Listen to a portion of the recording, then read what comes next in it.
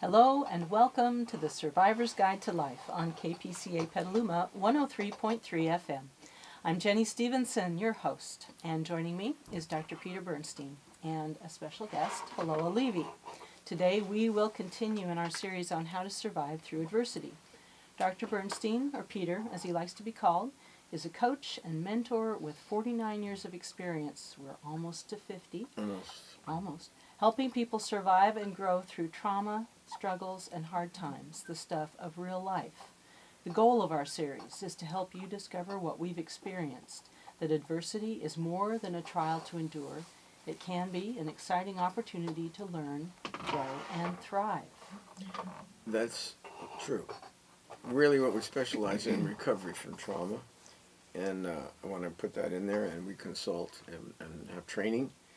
So we've been doing it a long time, and I have a staff of folks that are very gifted and talented too, and one of them's right here today, Hilloah Levy. Hilloah. She's been here for a few years herself. She's been actually here once before. Here before. Yes. And she's been with us for a lot longer than that. A lot longer than that. Yep, and she's got her own post and blog site now from the Bernstein Institute, and it's drawing a lot of really sweet, good attention. And she deserves it because it's so beautifully done. And she speaks from the heart, from experience and wisdom. She is a woman who knows what surviving and growing and developing through adversity means. Her life isn't just easy now, and yet she's thriving. She's at the top of her game, I can assure you. It never has been easy. No, but you've never been at the top of your game like this. She is. She's afraid that if we tell her too much, it'll go to her head and she'll be... But it won't. She's old enough to know that. And she knows how to handle it. But anyway, she's here today because she's got a lot to say. We love her new posts, and we recommend that you take a look at them on Facebook under the Bernstein Institute. Bernstein Institute, that's right. Excuse me. And let me just kind of lead into what we're going to do today. She runs the show. Right there. I just do it subtly. I'm the boss, but she runs everything. So, And a good job, too. Our series lately has included a lot of work for caregivers and caregiving. And Hilloah is a caregiver, as well as also contributes other very important, valuable services to the Institute. Today, the way we're going to approach caregiving is the kind of caregiving within a family or for a loved one. The issues we're going to talk about today are the ones that come up when there are challenges in the area of caring for someone you love. This is not so much today as a professional, although we will touch on that. But mostly, as if any of you have been kind of listening in on some of the discussions we've had, you'll know that Peter is strongly in favor of not running away from these type of challenges.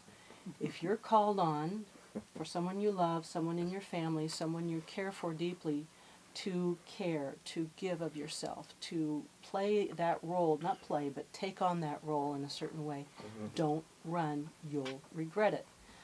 We've had another guest, Mimi, we love Mimi, and she's more willing to say there can be things that happen.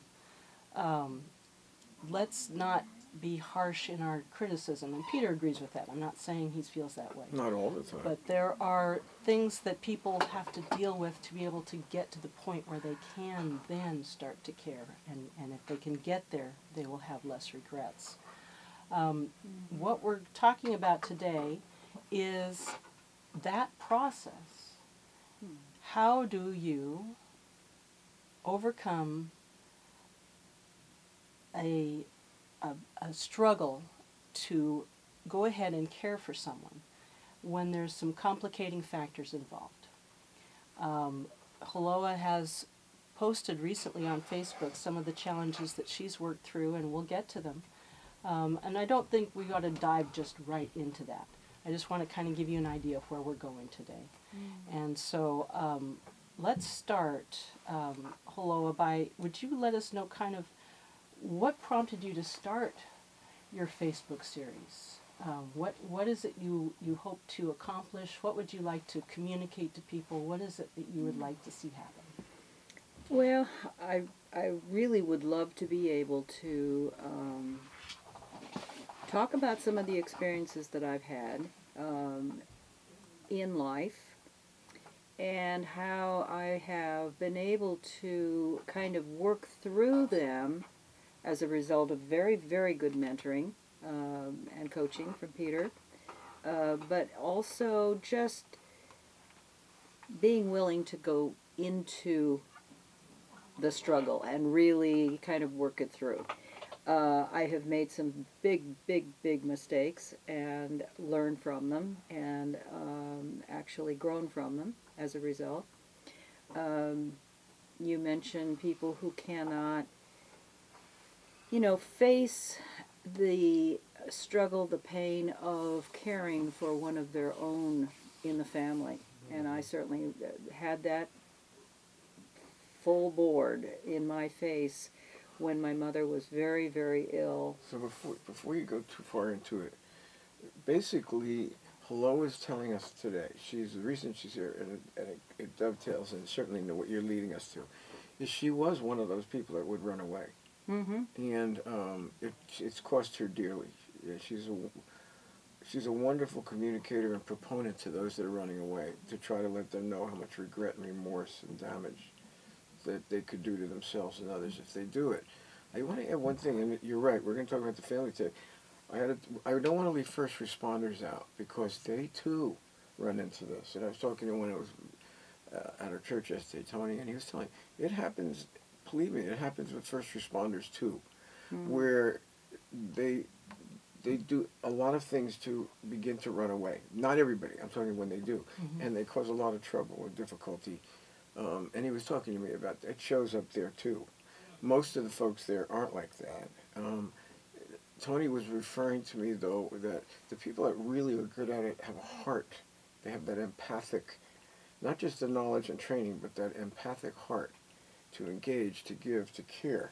And I was explaining to him about what we do here and how important it is for first responders as well as all kinds of caregivers. There's such a similarity of heart, how to take care of themselves and how important that is. And the one thing I did want to, and I did emphasize to Tony, was I find that the heart of caregivers that are home caregivers, family caregivers, first responders, there's a strong similarity in all of them. And they have this empathic, caring way about them. But there are variations. First responders are much tougher on the outside. Their armor's tougher. And they're up against much, I wouldn't say more difficult, but overwhelming, overpowering situations. Oh, yeah. But as Hilloah will attest to today, so do home family caregivers too. They do. Absolutely. Yeah. I remember when you said when you were talking with Tony that you're saying that often what's happening for these first responders is that they're approaching or in burnout. When they are having a hard time coming and connecting and doing the job that they've agreed to do. Well, they absorb so much, and they may not, they're more macho, and the women are too, not just the men. So they don't want to admit it until they're at a breaking point. I talked to some friends of mine who are caregivers, first responders, and they do certain things that are very important. They now learn to debrief after a very traumatic time, which is important, but we're dealing with something much bigger. We're looking at, well, how do you create a stable force of first responders and caregivers and teams? So we put a lot of energy into creating stability, growth, and development, even under the impact and effect of what happens to all of us. And that is, after a while, we reach a point where we're going to run into things we can't do anything about. It's so overpowering and overwhelming and traumatic. If you're a first responder, if you're a home caregiver and dealing with someone who's dying or very sick, we reach a point that there's nothing more we can do, and that's the hard part, because it throws us back on ourselves. And when that happens, it breaks us down to a very core.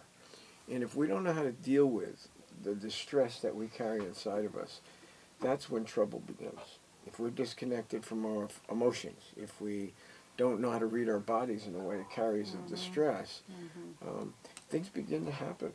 And some people who weren't runners begin to want to run away and quit. Others cause a lot of conflict within the team. other people become less reliable and dependable. There's lots of variations, but what we're talking about here is how to prevent that. And I think we have a wonderful guest here in one regard because she's talking from experience. I can't talk from that because I don't do it. I don't run away. I'm always the other one that goes the other way. So when I see somebody do it, my reaction is not that empathetic. It's like mine is like, where are you going? We need you. And it's not that empathetic. And it's, hello, we'll tell you later. Well, Peter does come to a point where he goes, you can't do this, stop. This is it. This is it. That's it. You have to go do it the other way. And Jenny has experienced that too. It can work out for the best. But Hilloah is somebody who's really understands the experience deeply. No, I lived it. She lived it, and she's a woman. I know she looks lovely, but she's been around a while, and she's got a lot of experience now and wisdom, and she's at the top of her game, and she's 80 years old. Yes, everybody, just turned 80. And you know what? It's the best thing in the world that ever happened. Yeah. Yeah, I really have to say, it's been kind of a nice For you, it's been awakening. Yeah. really. Why don't you tell us a little bit, now that we set that up, telling us a little bit. We have 2 minutes to break. Can we start it? I think so. A little Do you bit. want to start, or do you want to take a break and then really come back and get into it? Yeah, let's Let's do that. Let's do the break. Yeah. You want to do it now? Yeah, let's do it now. We're taking a break, folks. Yep, you said. Now you can see who runs the show. It ain't me. You've been listening to The Survivor's Guide to Life on KPCA Petaluma 103.3 FM. We will be back after a short break. And I'm here today with Peter, of course, and I'm also here with Hilloah Levy, our guest. And our topic today is not running from the challenge of caring for someone. Could be a loved one, a family member. It could also be a professional role as a first responder. What gets in the way? What creates the feeling that we are not equipped to handle a caregiving situation or unwilling to take it on? Hilloah is here because she's been recently writing on this topic for the Bernstein Institute Facebook page and has some experience and some history that she's here to share with us generously. She is so generous to do this for us. Yeah, well, thank you. I have to say that there is still a little pain there. You know, when I wrote that post for Facebook, I could feel the sadness and the pain, as I was writing it, because it's a regret that stays with you. But to go back to kind of what causes a person to really sort of resist and to just kind of, I can remember really digging my feet in and just not wanting to give in to this attitude and stubbornness that I had. And I had family members just pleading, and I almost felt myself go even deeper into my resistance, just because I just felt that there was a grudge I was holding, there was anger that I felt, and I didn't want to give in until, and believe me, every time I would talk to my mother on the telephone, and every time I talked to her, I could feel how sad I felt about all of this. So this was a real battle going on inside of me. And it wasn't until actually, I remember Peter just saying, hey, you go now, because if you don't, you're going to be so sorry. And it was really right at the very end of my mother's struggle with cancer, and she was going to die. So I flew down, and I was able to see her before she died. Thank goodness. I was able to talk to her. I was able to touch her, and I can remember standing there as I was just talking to her and feeling this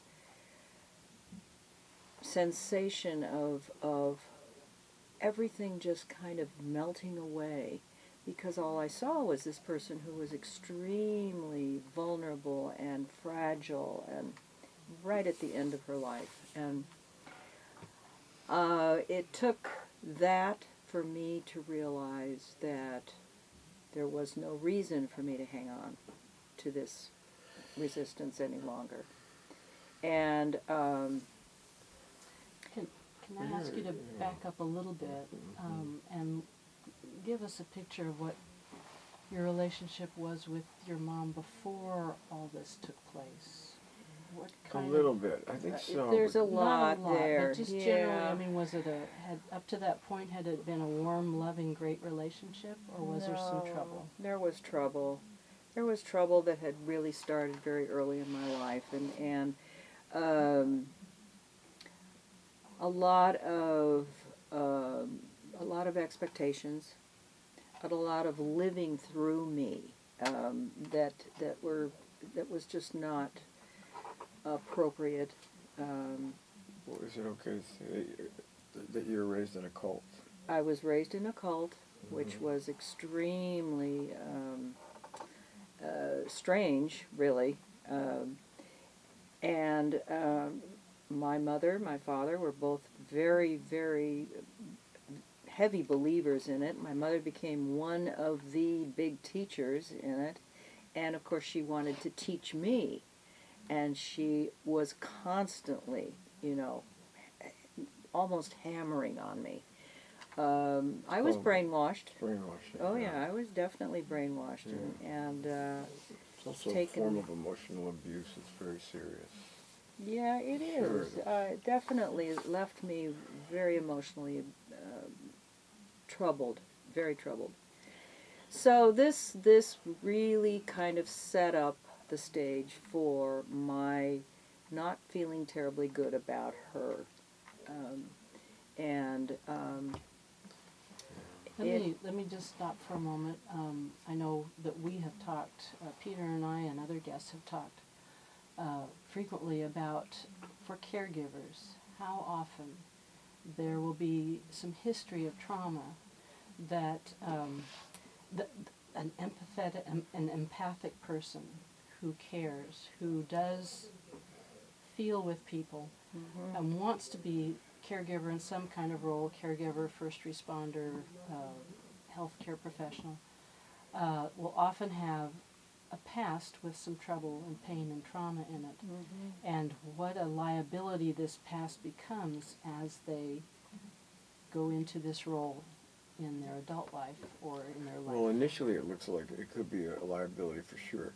But we talk about how that liability can be turned into something more meaningful and purposeful, and I think Hilloah is a testimonial to that. yeah, that happened. I think one of the things that I just wanted to kind of lay out and let Hilloah continue is that we deal with a lot of people. It's not that they don't have reason to be angry and holding grudges and bitternesses from their past. Certainly there's no forgiveness. That's for sure. But there's a reason. If you put it in its original context, you can understand why a person many times is so angry and begrudging. So really it blocks out dealing with things in the present that are much more demanding in the sense of, hey, here's a person who's dying. They're vulnerable, they're broken. It's not part of the past anymore. You have to come into the present for your own good and theirs and begin to heal. And this is a great opportunity. And take the higher road. And take the higher road. It's not always easy. We're not saying, well, there was no reason for Hilloah not to be angry. She wasn't crazy. She had been abused. In many ways, not physically, but definitely emotionally and psychologically, seriously so. So we're not saying, oh, Hilloah didn't have any reason. It's just that it blocked her doing a decent right thing in the present. She couldn't even get past her grudges and her anger and her stubbornness. And as she said, I remember she would dig her heels in even worse if you put her. And I remember respecting that till we finally got to the point. I remember going, she heard her mom is right at the end, am I right? and she still didn't get through. I had to. That's when it was no more running. And I remember, this is my style of mentoring. I go now, or you're going to regret this for the rest of your life. I'm glad she listened. I've seen people hold on to that particular thing for decades and really cause damage that isn't from the past. It's their grudge, their anger, and resistance has caused them to do damage now. And at that point, it's not the past that's responsible anymore. It's the person holding the grudge who's actually rejecting things, abandoning things, unresponsive things. And they do it, yeah, at one point they had good reason. But if you really look at the big picture, it's they're doing the damage themselves. Most of the time what we've seen is that they will regret it. They will come to a point, a breaking point, where the person they've held a grudge has died, so there's no time, there's no way of coming to any reconciliation of any kind.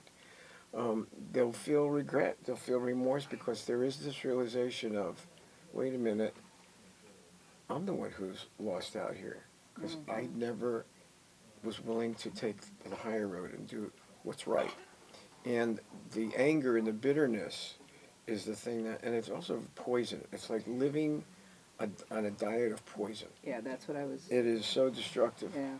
And I've seen people who have grown in so many areas of their life, except one or two, and this is the one.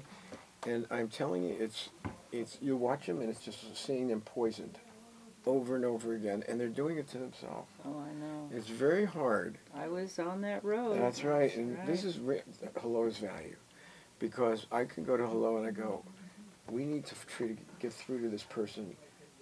If you could find a way to communicate from your experience to turn them around before they go any further, because it's gone on so long and the damage is getting so intense. And if we could reach these people sooner and they could turn it around before it's too late, that's been a big emphasis for us. Now, I'm not saying we're always successful, but Hilloah is a great communicator about this. She really is. And that's why she's here today.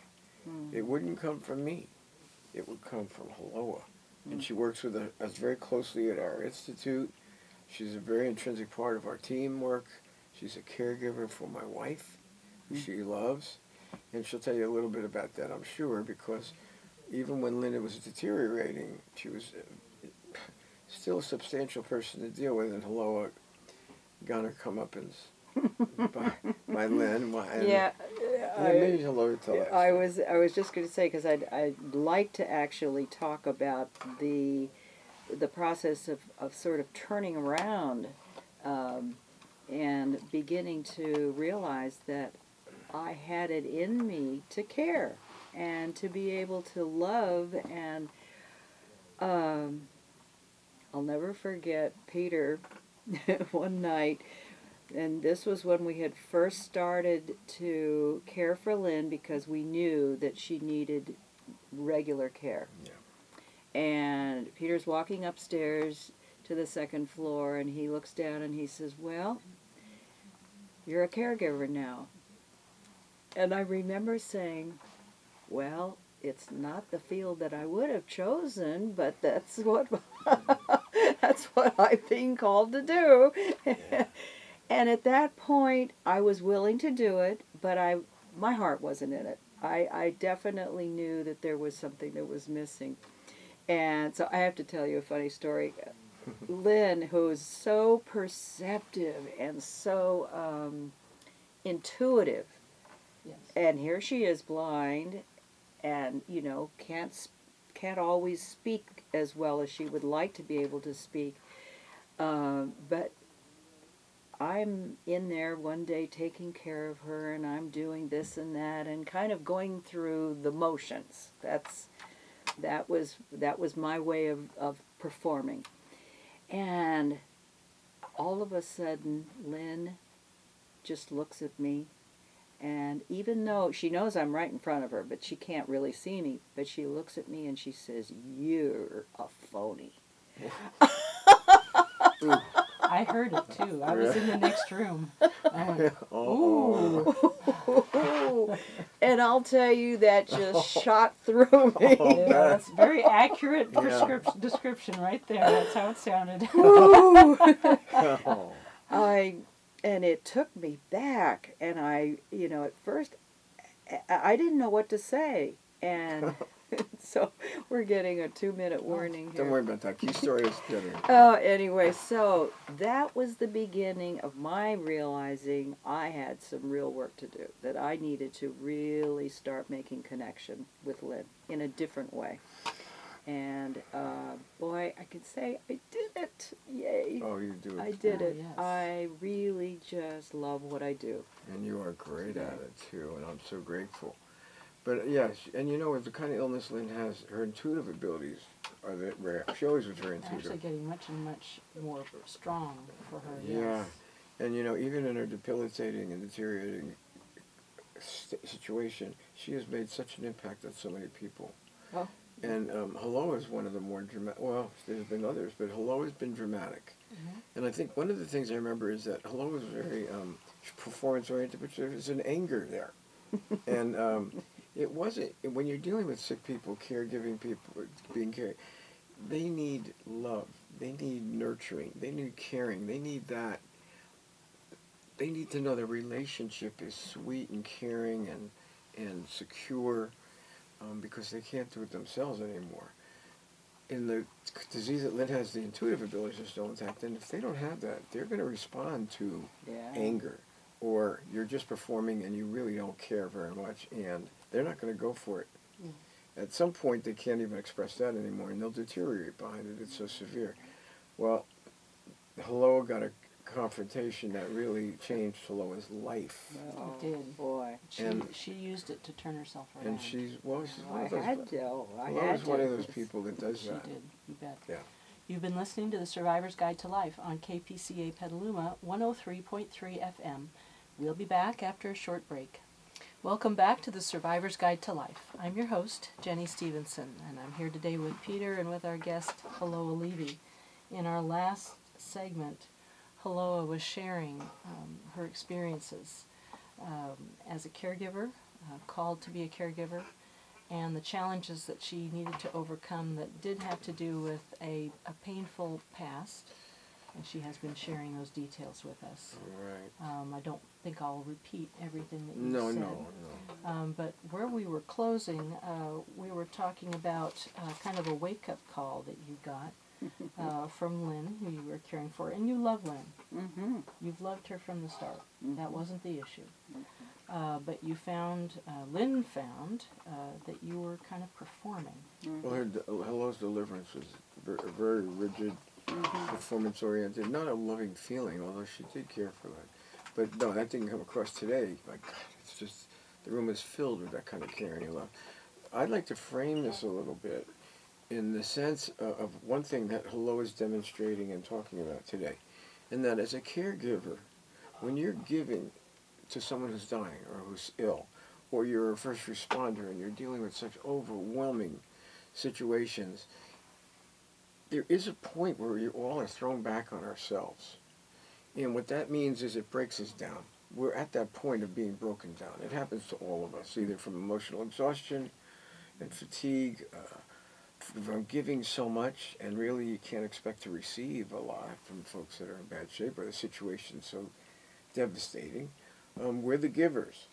Well, one of the things that happens is if we're carrying attitudes and we're carrying burdens, it's going to rise to the surface and it's going to be exposed. We've been called in caregiving situations where we knew the caregiver had to get out of there right away. They were burned out, they were angry, they were resentful, and they were doing damage. And we've been called in as consultants on situations like that, so we know it's true. That doesn't mean these caregivers started badly. They just didn't have the resilience. They also didn't have what Hilloah has. Now, you look at that at a crossroads. And she was doing all the right things and working so hard, I remember. I do too. And I remember Lynn didn't like her and didn't like what she was doing and didn't, I don't know if she didn't want her there. I don't really remember any of that. She didn't like having me around. Okay. at times. Okay. Yeah. So, but the point was Hilloah was broken, and Lynn broke her. But Hilloah was ready to be broken too. And one of the things is that we're talking about people who run away. We're talking about people that aren't resilient many times, and how they handle being broken, which can be very destructive: drinking, drugs, suicide, broken marriages, health issues. We've seen it all, or we've seen a lot of it. I don't know if we've seen it all. But here's somebody that fits our model. That didn't happen with her.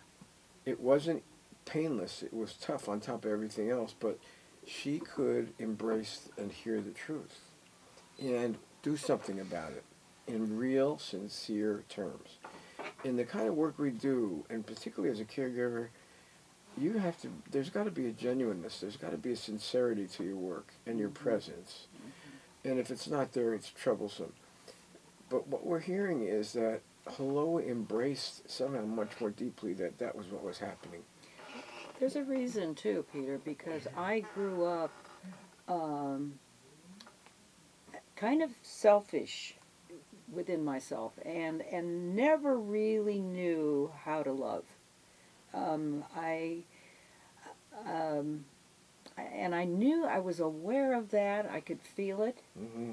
and it was something that I wanted to be able to feel more. So that, with Lynn's comment, really sort of launched me into coming a little more up against all the things that were lacking in me, and really having to kind of work at being a little more loving, responsive, connecting. Not a little. Dramatic. Well, Dramatic, Hilloah. You're being modest. okay. It was dramatic. You see, I'm sitting here and listening to Hilloah, and we know her. Yeah. And she's telling the truth. She is. I am telling you, I've seen enough people get that kind of challenge out of the situation. And you know where they are? It's bye-bye. They're gone. They're gone, they're mad, they blame everybody else. Yeah. And they'll justify, I've seen it. That, why should I stay, yada yada, and it's her fault, it's this one's fault, and you know, they never change. And they're not resilient, they just are, people are hiding from the truth. That is not Hilloah. No. No. She has an integrity. Well, now she really does now. does. Yes. And as far as her Yeah. saying she was kind of selfish, that's not true. She was extremely selfish and self-involved. We're going way back. You're now. looking at someone who was really like that. So that's why this is so dramatic. Yeah. To sit with someone who's so heartfelt, has such integrity and action in delivery. Not just, and she's also a very good communicator. Mm-hmm. But you know, she said something I didn't know it. She didn't know what love was, but somewhere in her, she was always hoping for that, and the acknowledgement. Yeah. Well, you know, doing this kind of work makes you wake up to your entire life and go, geez, it's not what I thought it was. It's not very confrontive. It's very confrontive because when you do what Hilloah does, it's so genuine. She is so genuine. The work demands that. And it's so heartfelt. It should be. Yeah. We're watching someone so ill fading away. And it's so distressing. And Hilloah is right there. Well, it's so important for me, I know it's so important to come in and really be connected Yes. with Lynn. And not in a way that's just doing the job, Mm-hmm. but in a way that is really letting her know that and this is how I feel, that I really care. And I think everybody on the team is like this. Oh, well, it's a I very, mean, I see it with Jenny, with Kelly, with Maritha, and Colleen. Yeah. So you've actually had two experiences of this. The first one with your mother, you were, as Peter said, broken, or at least confronted with this broken relationship that you had with her, and what were you going to do about it? Would you respond? And for quite a while you didn't. Mm-hmm. Now with Lynn, you were confronted about how your relationship with her needed to change, and that time you took up the challenge. Mm-hmm. I'm just wondering, what can you say about what changed for you? How have you grown since that time? Oh boy, that's a big one. I really, I like myself. I did not like This is myself. not saying that egotistically. No. And no, I don't mean it in an egotistical way.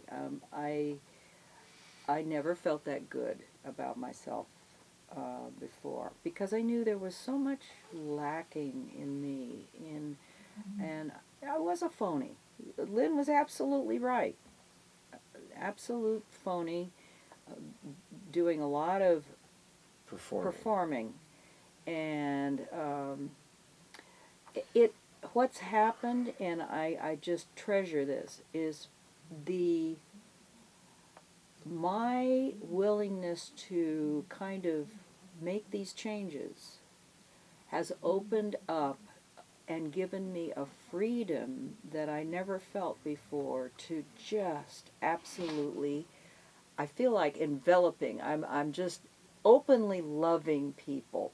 My relationship with, family has changed completely. My relationship with all of the, people I work with has changed. It's a lovely, lovely feeling. I can walk through a store and be grocery shopping and see somebody with a nice warm smile, and I just feel a warmth towards them. I've had conversations with, various women in the store, and we can have these wonderful little conversations, and I can just end up sort of feeling a real love and warmth for that person for that little minute that we've talked. And So the changes, you like people, you yeah, like Yeah. people, less judgmental, more comfortable with myself. This is something I always wanted. More fulfilling? More fulfilling, absolutely. Okay. Now, to fill in a gap there, which Hilloah hasn't talked about, and that is the regret and remorse that she's lived with about her mother and father for a long time, even though in some ways she did some healing with her mom right at the end. Hilloah has carried a great deal of grief and pain over what she didn't do. And she's felt terrible about the damage that she caused. And it's very hard to like yourself when you know you've done damage that has hurt other people. And when you reach that point where you stop blaming others for what they've done to you and realize you've done damage. And hurt many people. And hurt many people. And I think Hilloah has been clear about how difficult the process has been for so long.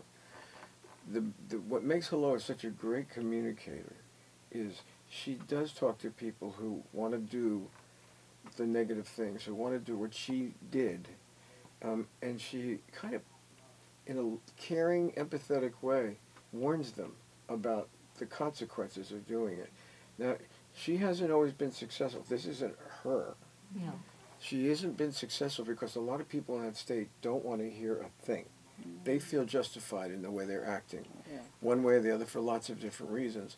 Hilloah's been there, and I've seen her do it more than enough times to compassionately let them know the damage they are doing and the price they're going to pay for what they've done. And she's been open, heartfelt, personal, wise, and in pain herself about it, and saying, look, I've been there, I know what you're doing, and I'm warning you. This is what's going to happen if you keep this up, and you're going to regret this. Never mind liking yourself. You're going to regret this for the rest of your life. So I think Hilloah's communication is so personal and wise. So Hilloah's been through the whole process. It's not like she made jumps. It was almost like she's gone through the regret and the pain and understanding she, by holding grudges for so long, did damage herself. And she hurt people that needed her to love them and needed her to care and to forgive, and she wasn't forgiving. She knows the pain that she's caused. That in itself can destroy somebody. Hilloah wasn't destroyed. there was this is where the spiritual side of things come in. Yeah. Hilloah, you take these kinds of experiences, they can be used for good, because there's a purpose to that. Now, it doesn't mean, I've seen this so many times, if we had a choice to do the good thing or the bad thing, and you could do the good thing, you want to do that. Most of the time, I want to do that. But here's one of the things that happens that it strikes, I don't know if I just said that in a good way or not, but sometimes we do bad things and good can come out of it. And we've seen that Yeah. so many times. We've talked about on the show Yeah. Yes. how there is hope. Yes. And even though you go through these things and nobody can say you're doing good or it's going to have good consequences, there's a greater purpose to it all. And it's amazing how once we go through this and come to an honest place like Hilloah is, to be able to come alongside someone else after we've been encouraged and supported. It's even in the Bible, to be honest with you. And it speaks so beautifully of that we'll be able to come alongside others and have compassion for them. And I think it's in Hebrews, in the Christian Testament, and it talks about one of the things about the high priests. And it said those high priests, they were in a very special place. To be called, it wasn't something that they would choose. They had to know what it felt like for the people they were going to come alongside. They had to repent for their own sins and their own whatever they've done, and to have an understanding of the people that they were going to represent and care for. I think that is absolutely profoundly true. And so we've seen, not in a religious sense, but we've seen how that works, and how some of these, here we're sitting with someone, she does such good things now. Out of this thing that could have been so destructive, it was. Absolutely. And for her, there is a spiritual side to this No too. question. I know, as in knowing her. Let's come back to that. You've been listening to the Survivor's Guide to Life on KPCA Petaluma 103.3 FM. We'll be back after a short break. Welcome back to the Survivor's Guide to Life. I'm your host, Jenny Stevenson.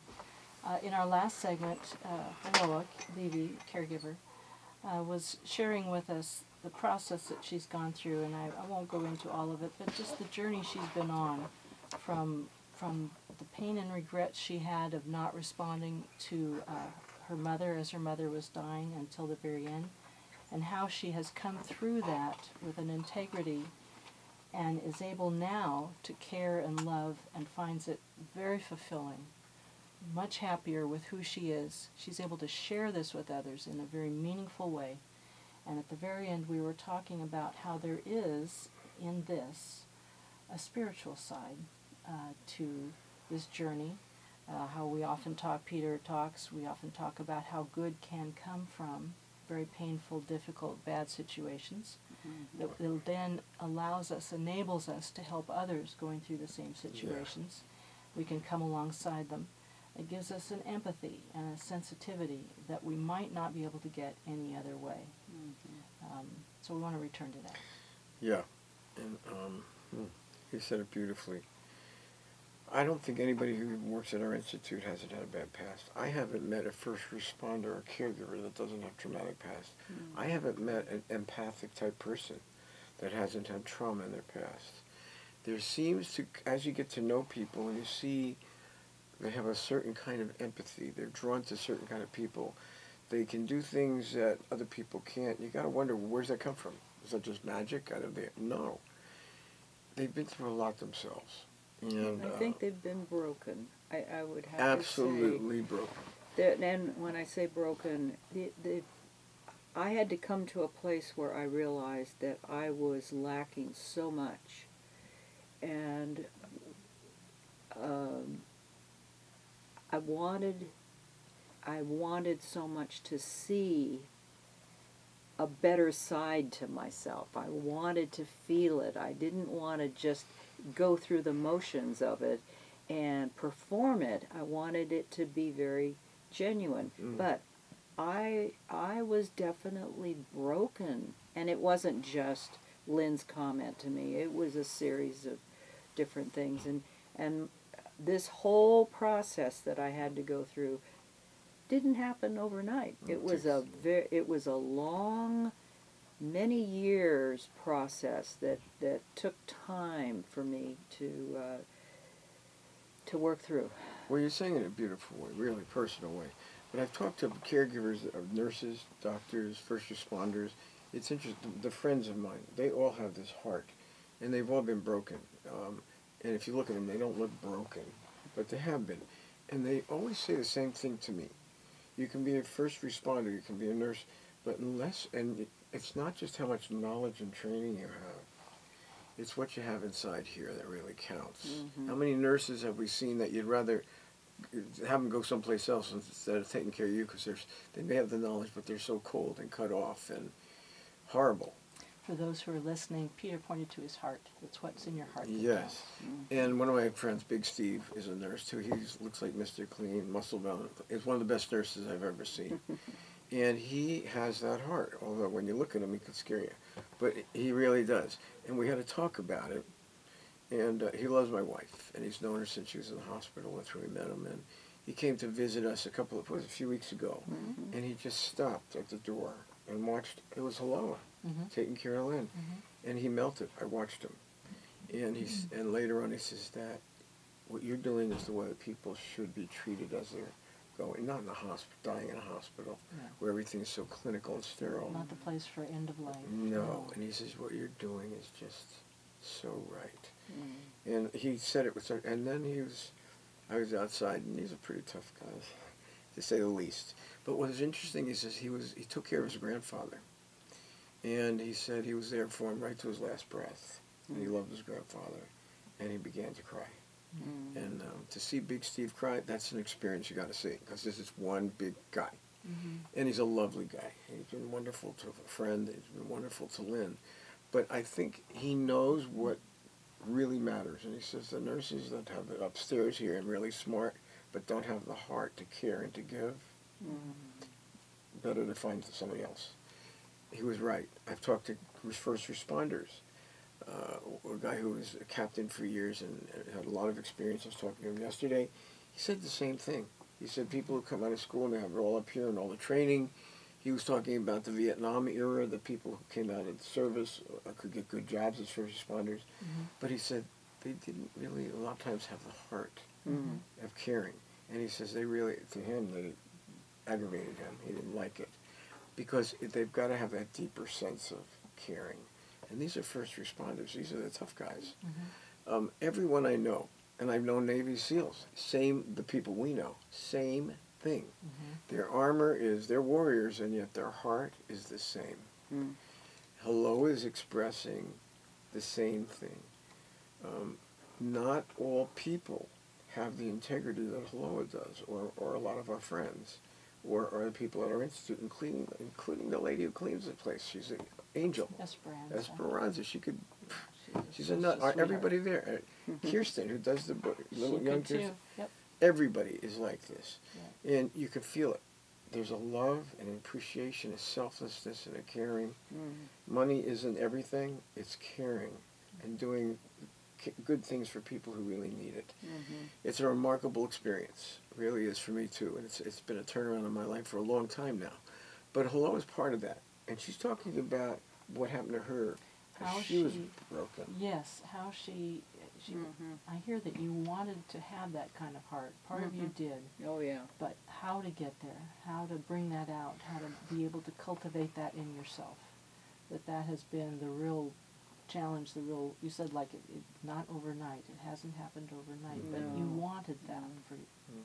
Absolutely. Well, I could feel the lack of any kind of real love and genuineness in me, and I knew I wanted it. I wanted to get there was the hard part. Yeah, it was, and it took you being broken.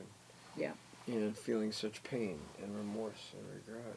Well, it's, the whole process of caregiving has been so valuable to me in that respect, in that it's confronted me.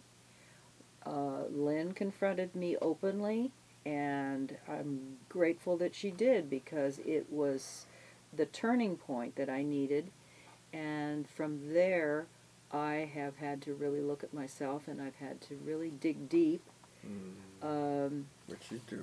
So is there a spirit, we're talking just touching on a spiritual side to this. Is there a spiritual side to this for you? Oh, absolutely. I mean, I'm amazed because I pray, and I very often will, be driving to work, and I'll be conscious of the fact that I need to be present with Lynn. I'm going to walk in, do my job for 6 hours, and I want to be connected with her. I also know that it can be very tiring at times. It is. And distressing. Yes, it can be very distressing to see. I mean, I can say that I grieve the process that Lynn is going through and what I see in her decline. But at the same time, I also know that she appreciates what I'm capable of giving to her now and today, and that she is just, she'll say thank you, and that she's usually only able to say one word or two words. She used to say thank you all the time, and it always touched my heart. She was always so grateful for everything we did, and I know she can't speak as much, hardly at all anymore. Right. And when I hear her say those words, It melts you. melts you. Is. She said to me the other night, and she didn't say much to me anymore, and she whispered, I couldn't, she said, good for you. And you know what? It just melted me on the spot. I wasn't sure what she was referring to, but the way she says it. It probably, although the words are good, it was probably the feeling that she wanted you to have. Yeah. It was how she wanted to And give she's to always you. been like that, of course, when she was healthy and well, and she's always been very supportive. But here we're sitting here today. And we do need to wrap it up. Okay, and I think this is a good wrap. Okay. Is that the way Hilloah is talking, and she writes, and the way this thing has gone today, is so genuine and heartfelt. It's almost a different channel than just what's up in your head. Absolutely. And it's so touching to see what it takes, what people go through to become their better selves, and to fulfill the purpose they're put on this earth to fulfill. You see what people have to go through. They do have to go through difficulty and suffering and pain to find that resilience and hope. And here you are. She's not a done product. I mean, she's doing it now. But what we're sitting here is so touching to just listen to her talk, because she talks from her heart, from true experience. There's an integrity to it. It would be hard, this is my take, and it would probably be hard for Hilloah to be around people who are phonies now and are... She'd maybe say herself, you're being a phony. Or they're performing and they're trying to get her sucked into that old way. Yeah. I will bet you anything her reaction to that one would be, no thank you. Yeah. Where before, that was where she used to live. Yeah. So there's been a great change. And I think it is spiritual. And I read the papers that she's written. I think very touching. And she says, thank goodness, a couple of times. And I'm thinking to myself, she doesn't mean thank goodness. She means thank God For her, it's for what has happened, what's been happening for her. And thank God for the work she's doing. It is so meaningful. She's here today. She's writing a post that in 300 words can nail it and touch people's hearts. Here she's doing it today. all of the years, all the experiences have gone into those 300 words. You could not begin to describe everything that went into what you She's wrote. way beyond the competitive field anymore. This Yes. is who she is today. Yeah. And who can compete with her? This is the woman she's become. Yep. So for her, 80 years old doesn't mean she's getting old. It means she's getting better. She's a late bloomer. I'm a late That's what my bloomer. mother used to say. My mother, she says, Hilloah is definitely a late bloomer. You're not alone. And You're you know not what? It's a alone. pleasure for all of us to see. And we're all on the same track, and not exactly in the same place. But we're all givers and we're all caregivers and caring, and we want to do what we're put on this earth to do. Become the person we're meant to be. And that means we're going to face difficulties and the difficult conditions of life and not running away. That's the only way we grow as people. And that's what we're doing. Yeah. And at points we're going to be hurting because of it. I'm looking at you and I know you're going through a lot. Not bad, but you're hurting and I know it. And yet I'm looking at her and this is a sweet, loving woman who also does some beautiful work to help people. Mhm. But she's hurting. She won't stay that way, but it's part of the process. It's part of the process, And- and I welcome it. And I she do. does a beautiful job with it, and so do I. For myself, I get broken constantly. But instead of being crushed, broken, and down and out, it's like, okay, now the way is cleared for the next step up. Yeah. So what looked like a destroyer turns out to be the opposite. Turns out to Yeah. be Opportunities. That's And to me, I hope people amazing. get that message. Mm. If you're down, that doesn't mean you're out. Yeah. And just hang in there, and know that there's going to be a better day, and there is hope. Mm. And here sits this person, or myself, Steve. We've had guests on, our institute, our nonprofit, and this broadcast is touching people all over the world. I'm So gonna- keep your chin up. I'm going to sign off. The Survivor's Guide to Life is made possible through a grant from Sonoma Coast Trauma Treatment, a 501c3 public charity that relies entirely on donations from people like you. And I hope if we've been a benefit to you today that you'll go to sctraumatreatment.org and donate. Also, please go to the Bernstein Institute Facebook page. You'll see the posts that Hilloah has written, and you'll have a chance to really hear her words and see what she has put forth of great value. Thank you. Dr. Bernstein and I can be reached at 707-781-3335 or Jenny at bernsteininstitute.com. Thank you for listening. Facebook, YouTube. Oh, yes. The survivorsguidetolife.com, Facebook, Instagram, YouTube, and SoundCloud. And please like us. Please comment. Call us. Give us your feedback. We'd love to hear it. Thank you. Thank you.